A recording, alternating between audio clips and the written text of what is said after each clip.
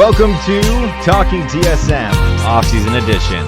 Robert's like the wind, always by your side. Well, come to Talking TSM, off-season edition, as was said by my good friend Daniel, and yeah, I am like the wind. I am always by your side. I'd love to get some thoughts on that one specifically, doing some quotes from League of Legends. I thought he did a great one, and we everybody loves Yasuo, especially O10 Yasuo.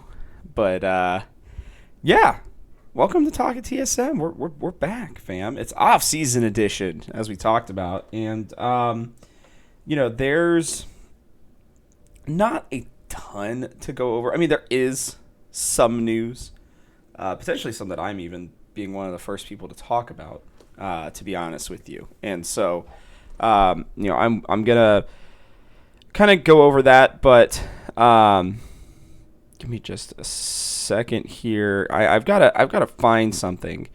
It's interesting because,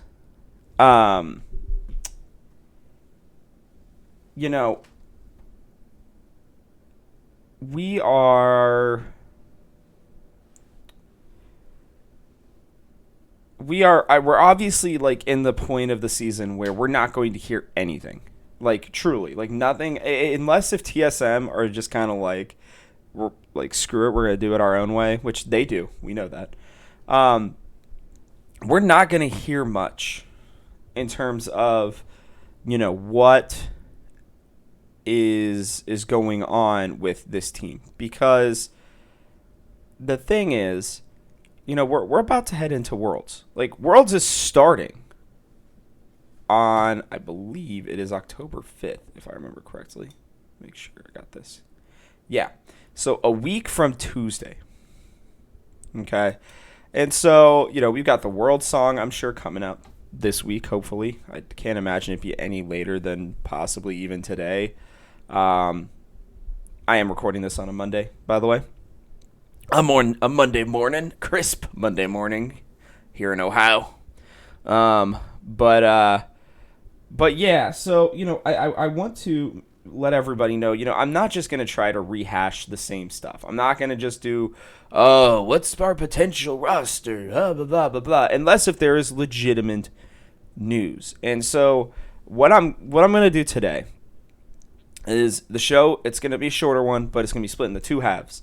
The first half, because Worlds is coming up, and I have gotten a few requests to give my opinions and my thoughts on Worlds. So I'm going to do that. I'm going to focus, at least in terms of this show, generally on North America. Okay? That'll be really my only discussion about Worlds. I'm going to try to mix in some TSM in terms of when talking about Worlds as much as possible, because we are all heartbroken. All we wanted was for them to go to Worlds. To a certain degree, I'm almost a little glad that they didn't, because I think that that's kind of what's driving Bjergsen potentially back. I think, I'll go over the Worlds groups and stuff too. So this past week, group draws happened for Worlds. Okay, and for those of you who may be new, not just to this podcast, but maybe to Worlds, maybe to League of Legends in general, Worlds, first off, is one of the best events, if not the best event in esports. It is basically a month-long schlobber knocker of best teams from all around the world. It's like MSI times 10. And so, it is a time that even if your team doesn't make it, most fans will still watch. And for NA fans, I implore you, even as TSM fans, to cheer for 100 Thieves, Team Liquid, or C9, okay? Because here's the deal. The better that we perform, the better it's going to make us feel about when we're at Worlds next year, okay? Because then everybody's going to be like, oh, maybe the LCS isn't trash. Maybe they're starting to figure things out. Now, to be fair, I think there are only two native North Americans that are going to be at Worlds this year. I believe one is Vulcan. I and I'm trying to think who the other one is. Give me a second. And Blabber. I think it's just the two of them. C9 is the only team that has true North American talent currently on it. Oh no, there's three. There's three, because Tactical too. Yeah. So 3 true North American talents. And so, it's interesting because there's a whole discussion around, what the LCS is doing. Are they bringing up enough talent, all that kind of stuff. I will probably more address that, in the true off season, meaning, the pretty much all of November and December. Because I want to have like a nice discussion about that. Because while this is talking TSM, I do think talking about the LCS is important as a whole because it pertains to us. And there's not always going to be stuff for us to necessarily super duper dive into. But like I said, I plan on, even when I have shows like this where it's going to be like half worlds, half rumors, that my goal is still going to be to fit as much TSM in there as possible. So I really would love your guys' opinions on this. But yeah, the group draws happened. And so we have the groups. We know who is playing in what. They started with the play-in stage, which only has 2 groups. And that's for, NA 3rd seed. Used to be LEC 3rd seed, but then the VCS dropped, so they moved Rogue up. And then, it's got all of the minor regions as well, plus Korea's 4th seed and the LCKs, and the LPL's 4th seed as well. So, a lot of craziness there. PCS as well, which is the league that, what's her name? PSG Talent are from. For those of you who watched, there's a lot of interesting teams, and so, when I'm looking at the group stages, like for the play-ins, it's 2 groups of 5, and for C9, my hope was just if we can dodge at least one of Korea or China, then I will be happy, because the top teams from the top regions, NA, LEC, all that jazz, they are put into the first pool of draws. Now, instead of the LEC being in one, because again they got moved up, it was the PCS Beyond Gaming that got moved into the top seeds because they've been performing very well thanks to PSG Talent. So, they were going through the draws, and by some miracle, because Cloud9's our representative in play-ins, the LCS dodged Korea and China. Hanwha Life Esports with Chovy on it, and LNG Esports, I think a very underrated, should be very good team, got into Group A. Cloud9 got Group B with Beyond Gaming. Now, there is something to be said about the other teams, because then Infinity Esports from Latin America, the Peace Esports with Vizichachi, if you know that name, subbing in the top lane from Australia, and the Red Canids, Canids? I don't know. Red Canids, I think it is, from Brazil, who's apparently made up a bunch of rookies who only just started in playoffs, crazy enough, and made it. They are all in Group A, and those are probably the 3 worst teams, I would say, in terms of the minor regions, because then you have Detonation Focus Me, who have Aria, who I think I talked about last week, in our roster, round table, and DFM are very good, mostly because of Aria. So I would not sleep on that team. I think this team's name is Galatasaray Esports from Turkey. The Turkish teams are normally solid. And then you have Unicorns of Love, who you heard, who are now in Russia.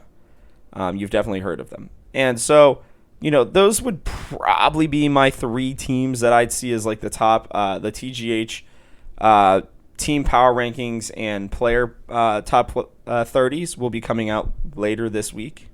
So you'll get to see where we ranked all of these teams and the players on them. But yeah, when I'm looking at this and I think, okay, if TSM happened to have been the third seed, which is what we were at least hoping for, I think this would have been a great group. And I think it is a great group for Cloud9. Beyond Gaming, I think, is definitely beatable. And I think they were easily, I think, the fourth seed of the top four. And then, DFM, I think, will be one to give them a run for their money. And then I don't know about Galatasaray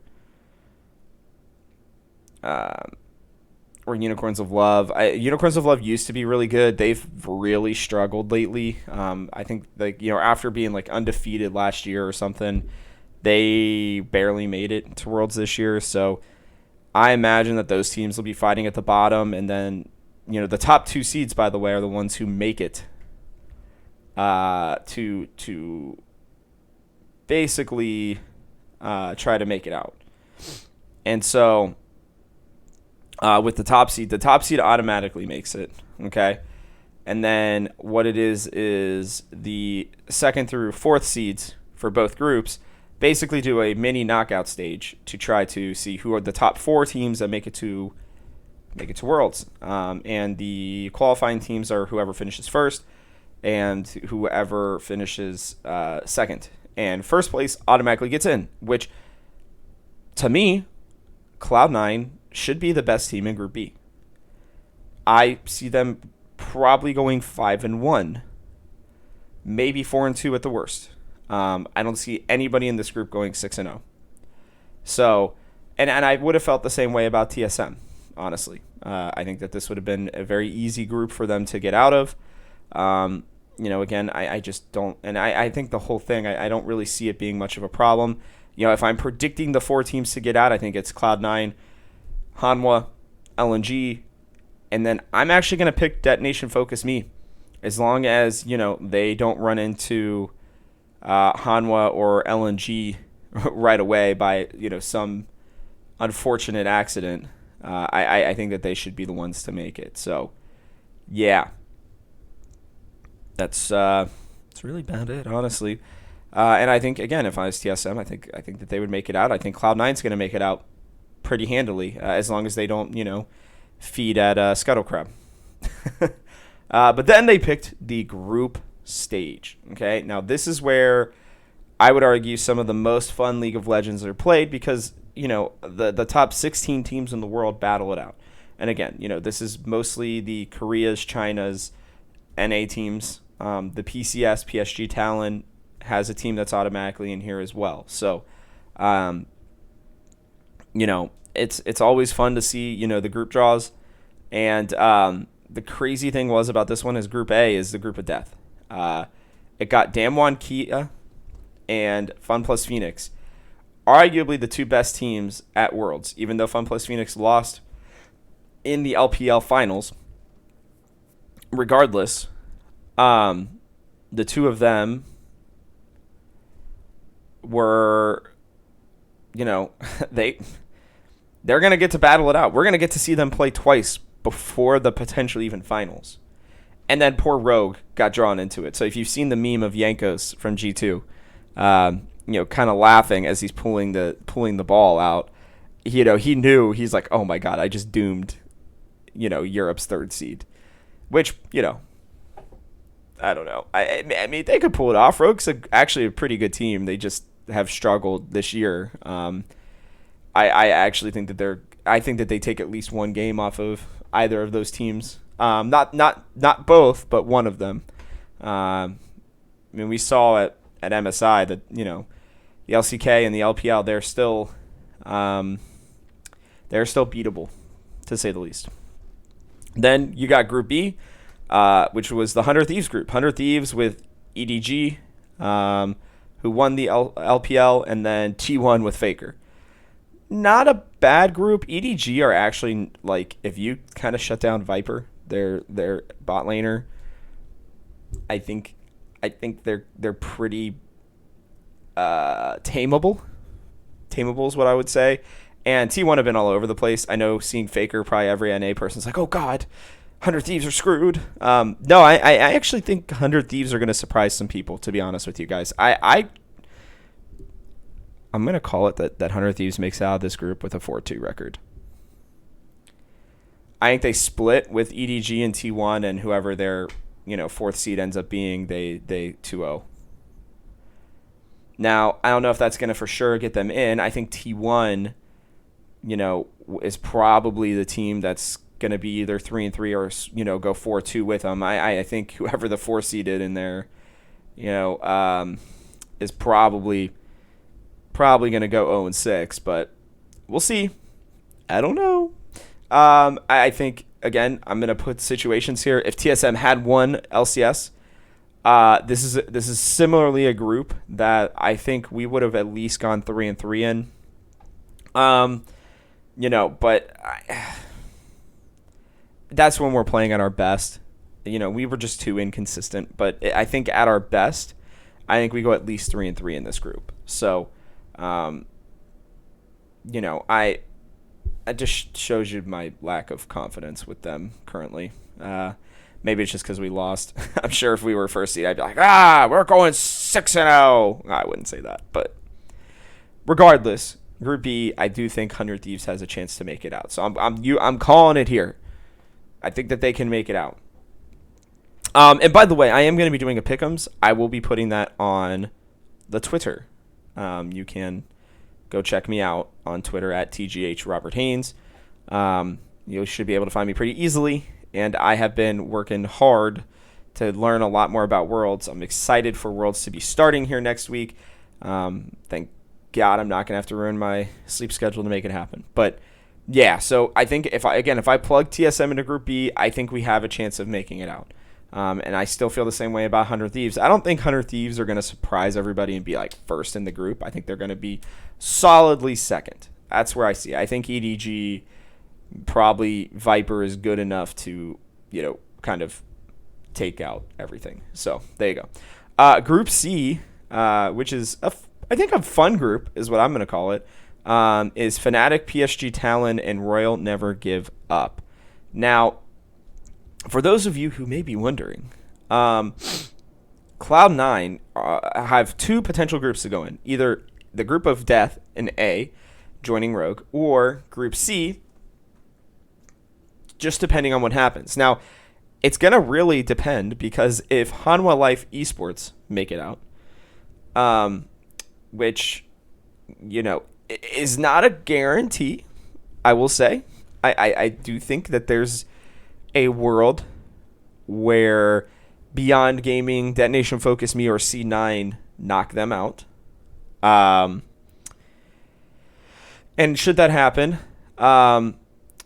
then C9 can go into Group C, which would be very ideal for North America, because this group is Fnatic, PSG Talon, and RNG, or Royal Never Give Up.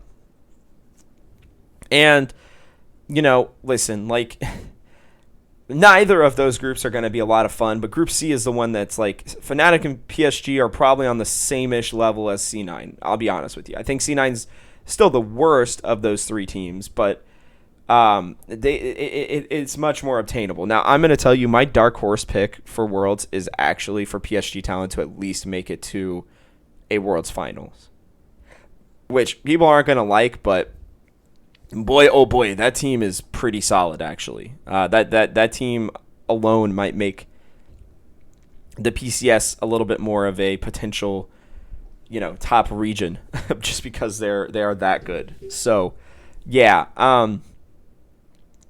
Regardless, Fnatic, PSG Talent, and Royal Never Give Up.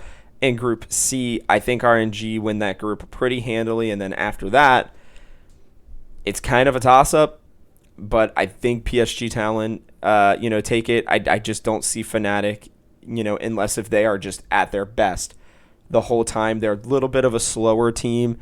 They really like to let Upset kind of do his thing and scale. It's kind of like Reckless, but not as good. As much as I do love Upset personally, I think he was actually one of the best players in the LEC this year and should have garnered a little more support for MVP. But I digress.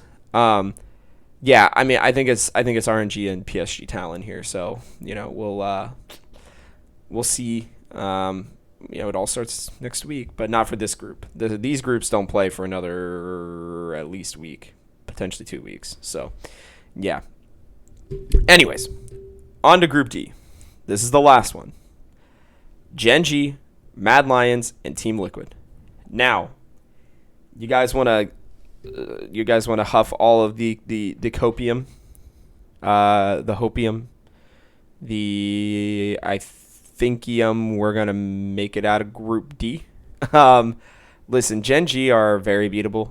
I do think Mad Lions are, how do I put this? They are volatile. They normally take a little while to get warmed up, and I think that truly I could see them, barely making it out of this group. Okay? And the thing about that is it's not necessarily an indictment on them. It's more of once they've had that time, like, to me, I'll tell you this much. If Mad Lions can make it out of Group D, which I anticipate that they will, but if they can kind of get warmed up in Group D, they will go on a run that I think could lead them to grand finals. Against, either Damwon Kia, FunPlus Phoenix, EDG, T1, RNG, PSG Talon, whatever. Whoever that may be. And should that happen, I think that would be great for Western League of Legends, to say the least. But for Team Liquid specifically, and this is the group that they were wanting. I do think that, funny enough, I think that EU normally matches up pretty well, at least recently, against Korea. And NA just seems to match up well against EU generally. And I think that, Team Liquid have a lot of stable veterans between Core JJ, Santorin, Alfari, obviously. And I don't say that Jensen's, I mean, I guess he's stable, but I don't know. I think Humanoid craps on him pretty bad.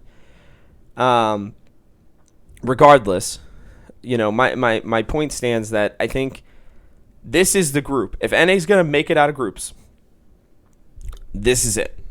Okay? I mean, this is the group to make it out of. Because this Gen G is absolutely beatable. I don't care what anybody says, and most of the people who've watched a lot more of the LCK than I have say, yeah, Gen G is very beatable. And I think Mad Lions, this is when you want to strike them.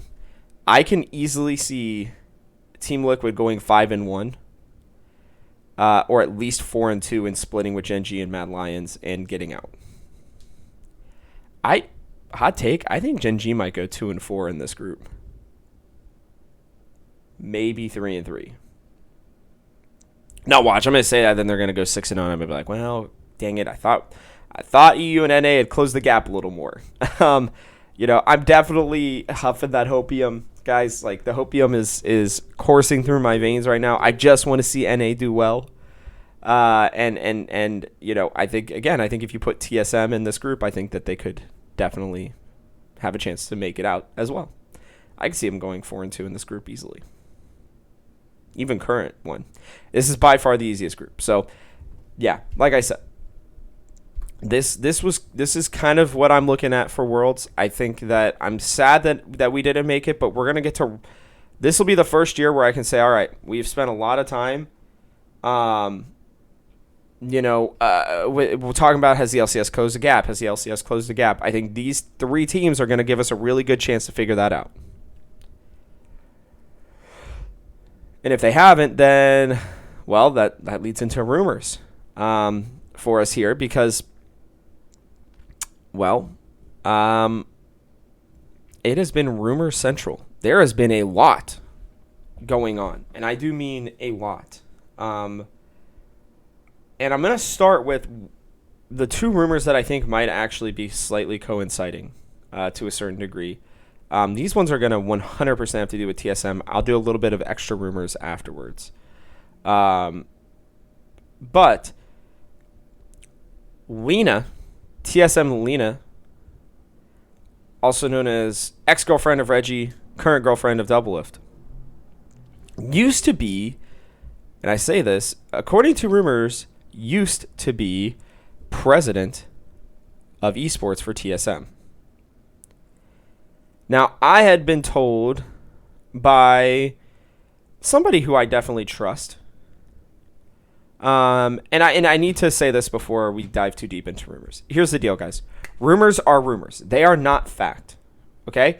Fact is when something is confirmed or stated by the individual that or the organization that the thing that the spoken word is about. Okay? So, if I was to say TSM, are going to the LPL now so that they can keep Spica, whatever.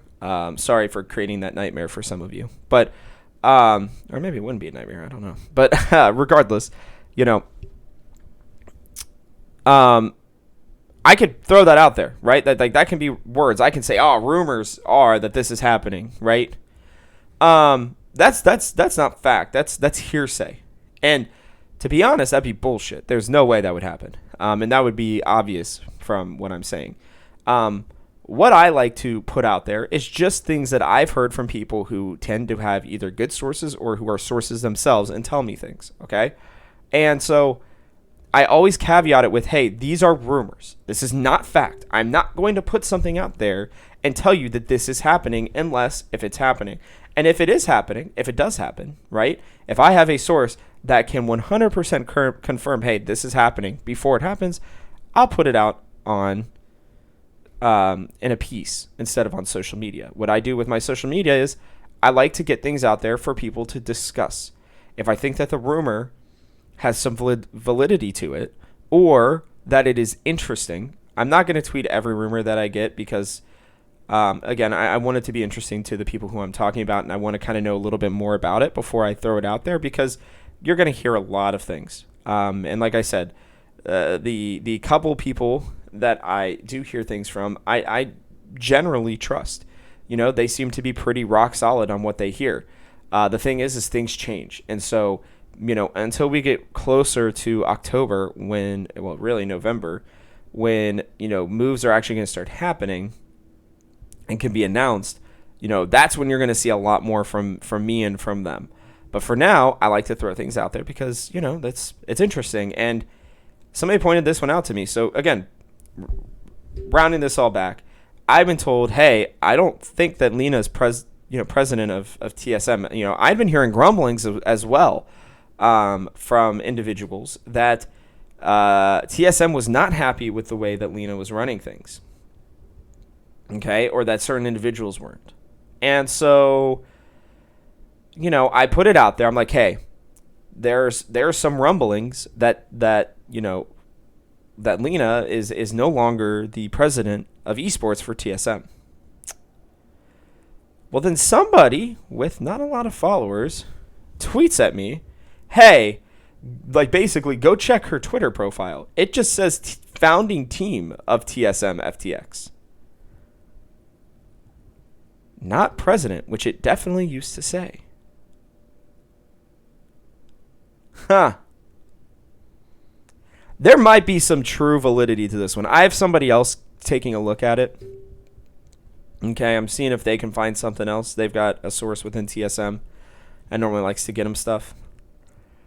And this one's real interesting because if this is the case, who's going to be the new president of TSM Esports? Is Reggie stepping back in? Is Parth going to get a major promotion? Is it going to be somebody completely new? What's going to happen to Lena? There are a lot of questions with this one, fam. But I can tell you that if I can get a rock solid source on this one, that I will be putting this one out there because it seems like the cards are starting to line up on this one. And I think this rumor might end up being true. So keep your eyes open because Lena, again, I mean, listen, I remember it distinctly saying president of esports at TSM FTX. It no longer says that. It says founding team at TSM FTX. If you don't believe me, go to her Twitter. Okay? Go take a look at that. And I wonder what that means for her. I also wonder what it means for Doublelift. I haven't watched his stream lately. Excuse me. But I would imagine that he hasn't said anything this time. We'll see, though. You never know. With that, esports maniacos, also the people who they do a lot more actual pieces on rumors, or sources that they have that they trust.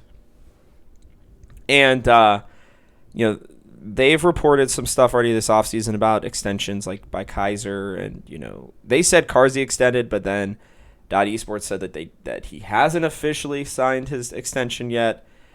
Maniacos was also, I think, the first one to talk about G2, having their rebuild. Wonder being on the block, Mickey being on the block. Now there's rumors that Yankos might be coming back.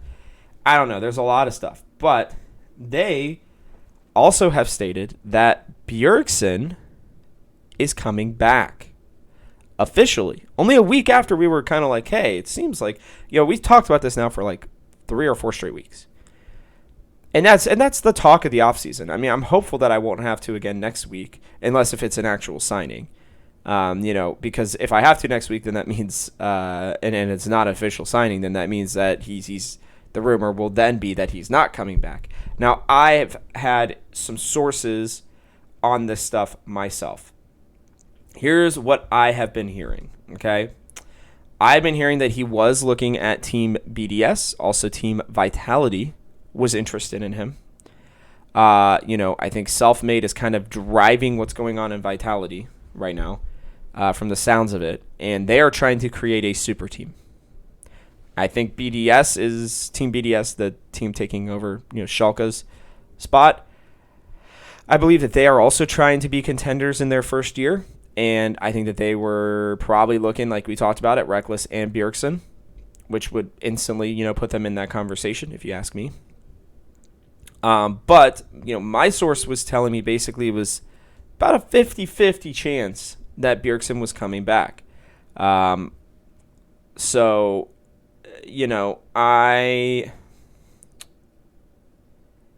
it's interesting because TSM has all this money, right? And we know that. But there's, this hesitancy because you still have to have NA players. Well, my source, one of my sources in particular, has been telling me for a long time that I quote, expect big moves as TSM is really aggressive this offseason. He hears that they're putting the FTX money to use. That nearly 25% of whatever money that they're using this coming year, from FTX is going directly to these new signings for the LCS. Potentially. Now, that number could be, whatever percentage. But I wanted to get that one out there because, guys, like, TSM realizes, listen, like, that's their advantage, and, we're lucky because Huni is considered NA now. Spica obviously is actually NA, and they still have Sword Art signed. I'm going to tell you right now, I would lock those 3 in. Because unless if they get Danny or Tactical to play AD carry this coming season, I think Huni stays. And I don't see why you wouldn't. They called me out, I think, and I thought about it, after last week. I think that Ben and Tim were right. I really don't see the point in importing a top laner when you could import a much better ADC. And so I do think that Huni stays with TSM, and obviously Spica stays, and I think Sword Art kind of has to stay. I will be honest with you, Sword Art is kind of the one, a bit of the problem for TSM in terms of their roster construction. But at the same time, I think obviously, I think he's very good. So I think he'll be able to add plenty to this team even for next year. So, with that, if Bjergsen comes back, that means that the door to all those 80 carries that we talked about last week are open, right? The Recklesses, the Vipers, Carzy. Carzy is still out there, apparently.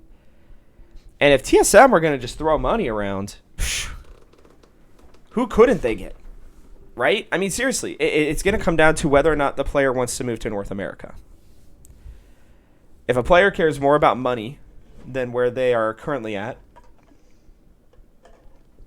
which is not to say that that's what is going to end up being a determinant necessarily, but like normally when you're, here's the deal. Normally when you're trying to move somewhere else, right? It's like, hey, is the money enough for me to move out of my comfort zone, right? That's not to say that they're greedy and that money is all they care about. No.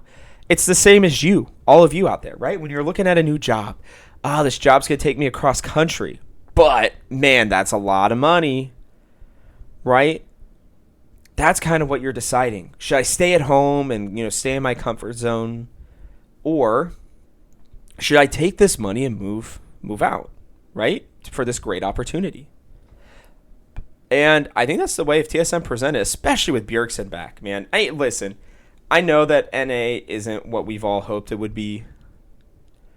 Especially recently, I do think that they are on their path to getting better, to being a true major region. But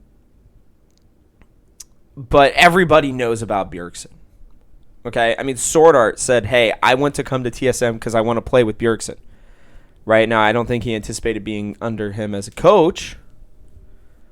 But, Reckless has said he wants to play with Bjergsen. Everybody knows. I mean, in the 2020, Worlds, they were all talking about, like Bjergsen, and people are like, hey, if I'm going to go out, that's the way I want to go out too. You make a run, you win your region. Sure, you didn't play Worlds, but hey, it's a hell of a way to go out. Only a better way to go out would have been to make a really deep run at Worlds or win Worlds. So, whatever. And so, Bjergsen he is a name that attracts people. And then you have MVP Spica and arguably top 2 Huni. And second year, probably going to be better, Sword Art. As long as they can get an import 80 carry that is worth their salt, that is just somebody who at a minimum can be better than Lost, which I still don't think Lost is all that bad. I think he probably gets a team this offseason. I think that that's one of the best teams in the LCS right there, fam. And if the rumors are right, then that's where we're going. So cross your fingers. I'll keep working on it. I'll let you know if I hear more, obviously. But for now, that's what I'm hearing. Now, in terms of TSM's coach, if Bjergsen leaves, this is the most interesting one that I have heard. Okay. Apparently, former G2 coach, which we all know is probably leaving, Grabs is leaving the team. Now, that's not a huge surprise, but he's being looked at by a couple teams. One of them has been TSM. Now, the rumor that I'm hearing is that a certain team in Europe, I'll let you all figure that one out, is more likely the one that is going to grab him. No pun intended. I honestly didn't mean that until as I was saying, I was thinking to myself, oh, wow, grab. He is a pretty high priority for a lot of teams. I think he knows how to win. I think he knows how to keep a team of massive egos together. And I think he knows how to find success. So I think that teams that are trying to win now, who are in need potentially of a coach, are going to grab him. TSM is the first one. If Bjergsen is off the table in the LCS, I could see teams like I don't know, Misfits, Excel, Vitality, BDS, all looking at him. Let you figure out which two of those teams are potentially looking at him, from what I've been told. But apparently,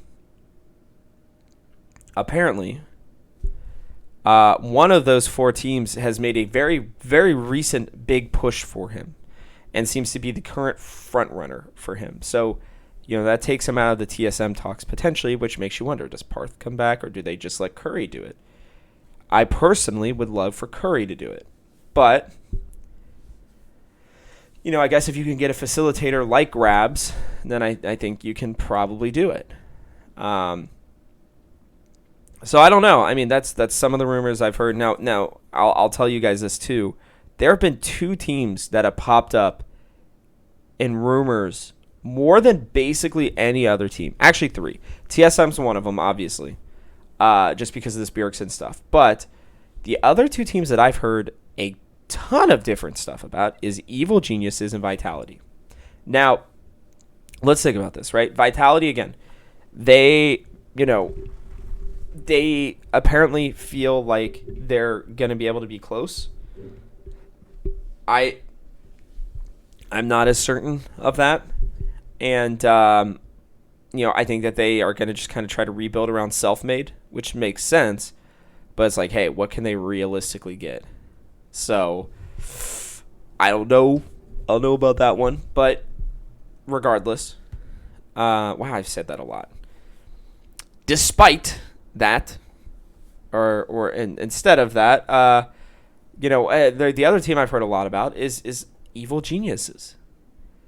And Evil Geniuses makes sense. I mean, they didn't finish where they wanted to this year, obviously. I think the battle for the top of the LCS was as good as it's been. I would argue the top 6 teams were Golden Guardians, Evil Geniuses, TSM, and then obviously our representatives, TLC9 and 100 Thieves. And so I think all of those teams are going to be trying to make moves this offseason. I think 100 Thieves are the only one who may stick with what they have for next season to get better. And, listen, guys, top talent brings out top players, which brings out top everything. And Evil Geniuses, as we talked about last week, they have the potential to have one of the greatest young rosters in the LCS. Seriously. And I've been hearing reports that they are looking at people like Mickey. That they have been looking at, obviously, top tier talent all around the league. And that includes coaching because, listen, can you imagine them with this team? Well, let's do this again because we have just a couple minutes. Tenacity, Kenvi, Jojo Pion, Danny, and a solid support to lead them. One of the names that we talked about after the podcast last week was Afromu, which would also be an incredible get for them because he is very good at facilitating for young players. Man, guys, I'm just telling you, that team, maybe not this coming year, but by 2023, that team will easily be one of the top teams in the LCS. I think, honestly, by 2022 summer, that team would be one of the top teams in the LCS. And they'd be good for a while. You could sign those kids to 5-year contracts and just enjoy their entire prime. Just saying. So, yeah, there's a lot of rumors going out there. The rumor mill is a-flowing. The hot stove, as they call it in baseball, is hot. Things are happening behind the scenes. Teams, Worlds is here. They know they can't make their signings for another couple months. But I'm telling you right now, everybody's starting to make their plans. They are in their lairs trying to hatch their evil schemes. I don't know, fam. What do you think? What do you think is going to happen? Do you think Bjergsen's really coming back? You think if he does, who's your AD carry? Who is your AD carry? It's going to be interesting to see. If you like the show, please take a second to like, subscribe, and comment if you're watching on our YouTube channel. Make sure you hit that bell icon so you don't miss another episode. Please share this with your friends. You can hit me up on Twitter at TGHRobertHaynes, or go and follow the Gamehouse's Twitter as well at TGH Esports. Lastly, just head to thegamehouse.com in general. We've been working really hard to bring you guys some great content. We've got new TFT tier lists, great fantasy content, incredible new Pokemon Unite stuff that we've been working on. If you have been enjoying Pokemon Unite like I have, go give our new Pokemon Unite page a look. It's got some awesome new additions to it. And with that, thanks for tuning in. This show comes out during the off-season every Monday and is still exclusively for your TSM ear holes. I'm Robert Haynes, and this has been Talking TSM. I'll see you all next week.